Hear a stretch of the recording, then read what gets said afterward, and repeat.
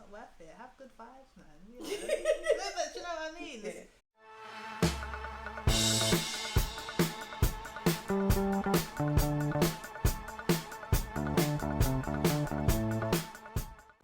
Hello, welcome to my studio and welcome to another edition of Art Discussion with me, Adelaide Damoah. So I'm an artist and I really enjoy probing the minds of other artists to find out how they overcome the challenges that they have to face on a day-to-day basis in order to survive and thrive in this sometimes challenging art world that we inhabit. I like to then package that information and put it into video format and share it with you so that I can hopefully inspire you and also at the same time promote my fellow artists. So today's interview is with a promising young textile artist by the name of Onome Otite. Onome studied an art foundation before going on to get her BA in art direction in cinematography and film from the London College of Communication, graduating in 2008. After graduation, she went on to an internship at Wallpaper magazine, which is where her love for textiles grew. Today, Onome is taking part in the Cockpit Art's Creative Careers Programme, which is run by the Prince's Trust. Anyway, let's have a listen to what Onome has to say about her career to date. Are you trying to say something with these figures, or are you just making them because you like them? A bit of both, I guess. The number one thing that I'm trying to, well, not say, but to explore is the textiles. Yeah. And it's the material and showing how they can form like different shapes, create flow, suggest like depth, and give sort of like that illusion of, oh, can I touch it, can I not touch it, which is sort of where the prints come in as well. So I guess in a way that's what I'm trying to say. But then in terms of the figures, it's to sort of convey either an emotion, whether that's sort of like a feeling, or it's sort of a play on fashion and sort of taking that element of it, because as much as I try and, you know, move away from sort of the fashion element, I do sort of, you know, they are fashionable in a sense. Yeah. So I sort of like to play on that as well. So some of them are very like oomphy, while others are very subtle. Going back to the first time when you showed your work publicly, can you remember the first sale that you made and what that felt like? The first sale, okay. Yeah, I mean, it was somebody that I knew, and it was sort of my first time introducing my work as well.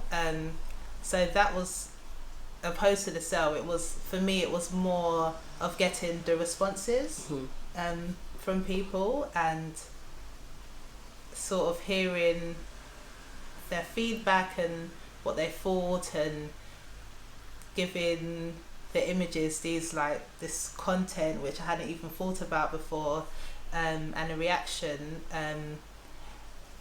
The sale was good, but it was more because someone actually wanted to buy a piece of my work. I think that sort of took me off guard.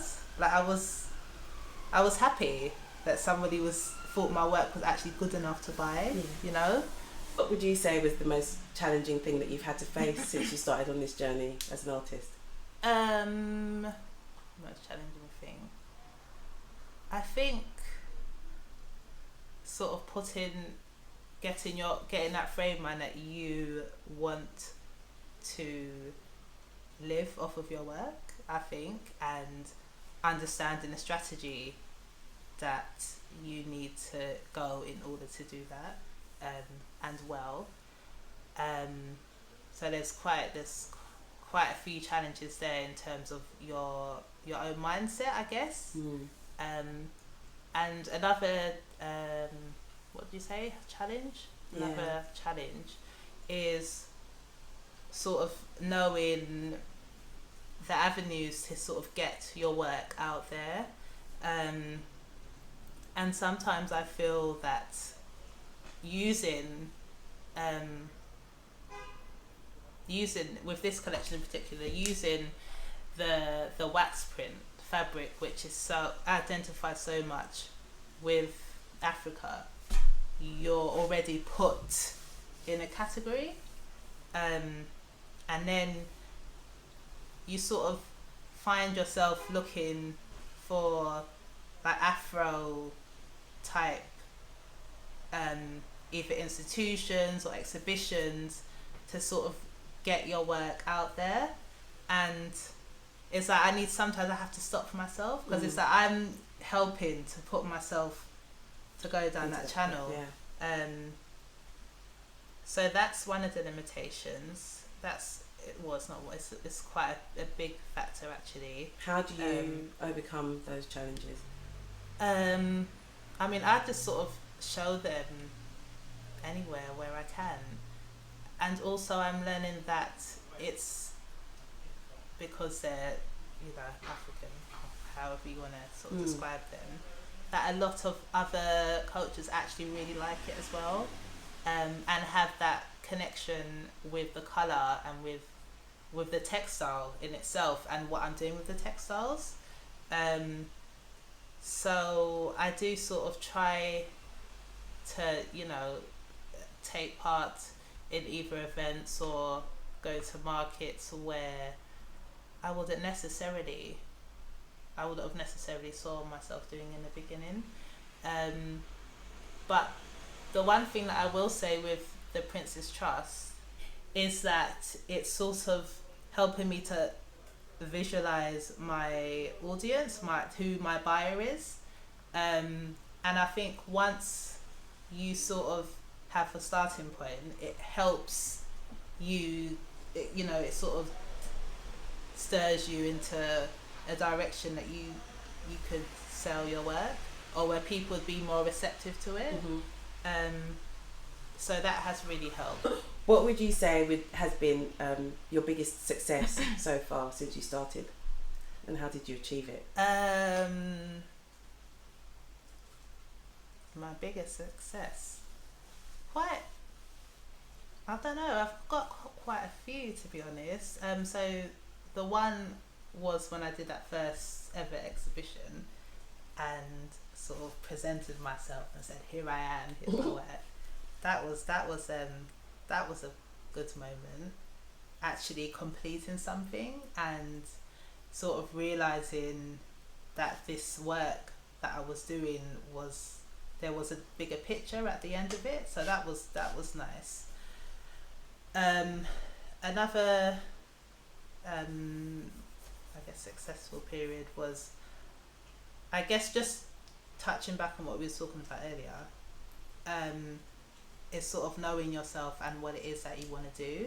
Because this year I've just found that things have sort of been falling into place, in terms of doing this, getting involved with Prince's Trust, which also opens up opportunities elsewhere, because they've got their own channel. So they have schemes with like studios and getting you spaces and things like that. So, and they have a shop, and they have like a retail outlet that I can use to my advantage.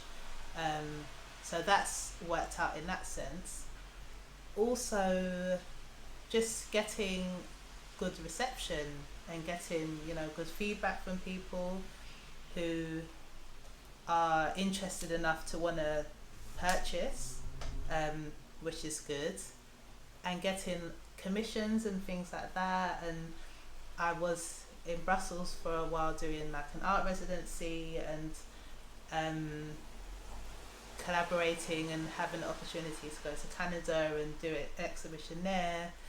And I think it's just, once you sort of recognise yourself that, right, I'm in this game, like just sort of move forward and saying yes to opportunities that you wouldn't necessarily have done before, and just trying new things. And opportunity, for me, I just believe opportunity doesn't come if you don't do some sort of change somewhere. Do you know what I mean? And meeting somebody from a few months back and leaving a good impression could mean that they get in touch with you in another 5 months and put an idea to you. So I think just being, for me personally, just being comfortable with myself, and that's probably the most successful thing that's happened to me, to be honest, and just being comfortable and confident in my work and showing my work to people. Yeah. Okay. So what do you feel like success in the art world looks like to you? So you have the art world as it is, right? And then you have you personally. The art world. I don't know. I don't even. You know what? I don't even feel like. Actually, no. I'm not going to say that because it's going to not. It won't give a good impression of me. How do I? For me, I want best of both worlds, man, and I want just no box and no sort of judgment, and just being able to do what it is that I do, and to share it with others, with everyone, not just a certain group of people, because someone has says that my work is this. To have everyone experience it. What does success mean to you?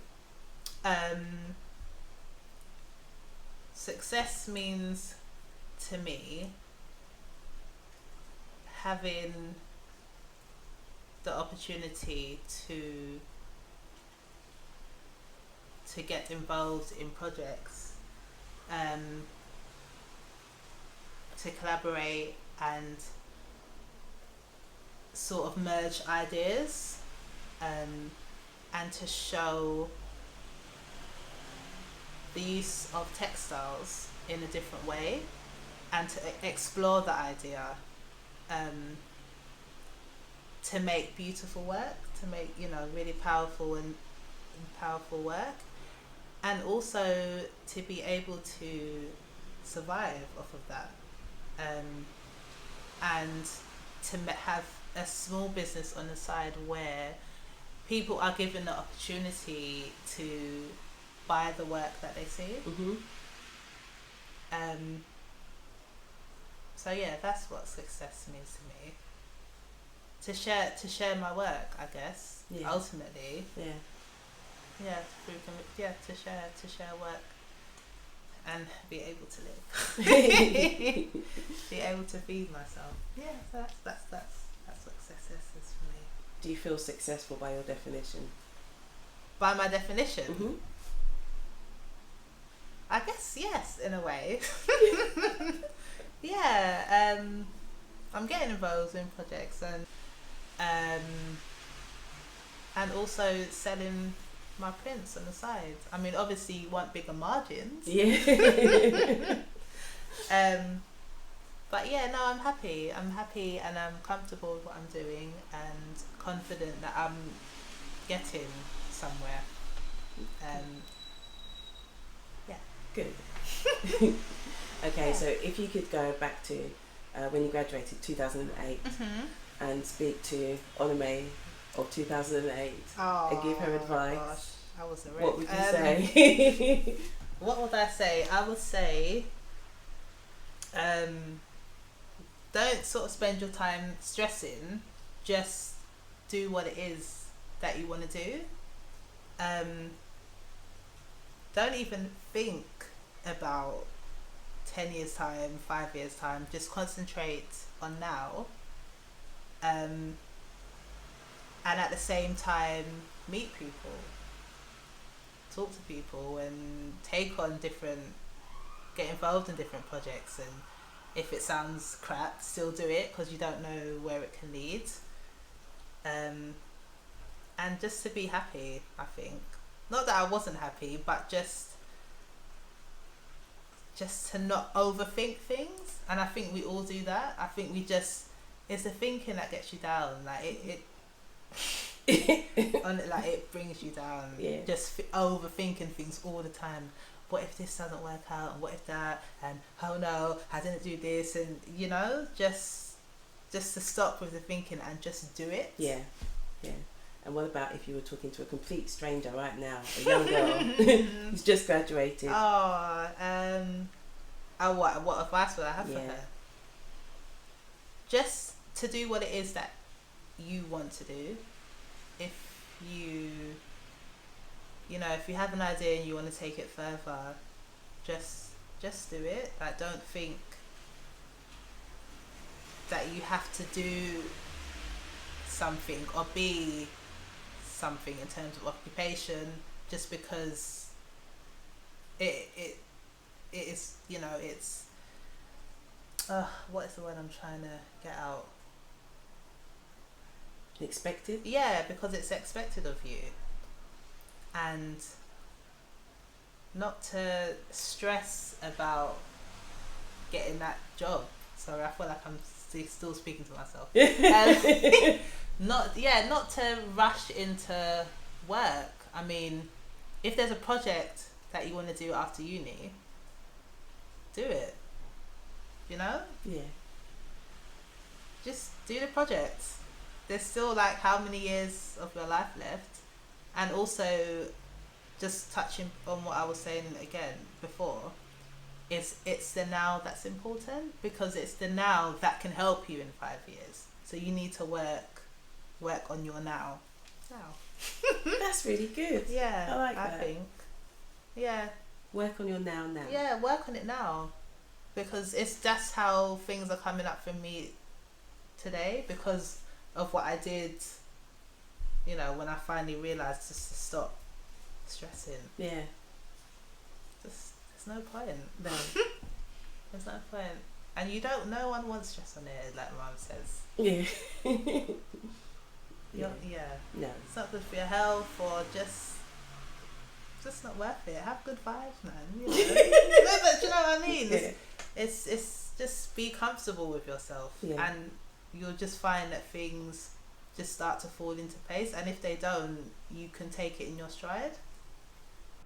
Hello, welcome back. Thanks very much for joining me for that edition of Art Discussion with the lovely Onome Otite. If you have any burning questions that you would like me to ask in my next interview, please put them in the comment section below. If you'd like more information about Onome, of course, her information is in the description bar below. And you can also follow me on all of my social media channels, which are, again, not in the comment section, in the description bar below. Once again, please do subscribe to the channel, because by subscribing, you get to keep up to date with all of the latest interviews like this one, and you just never know where I'm going to end up. Until next time, take care. Bye.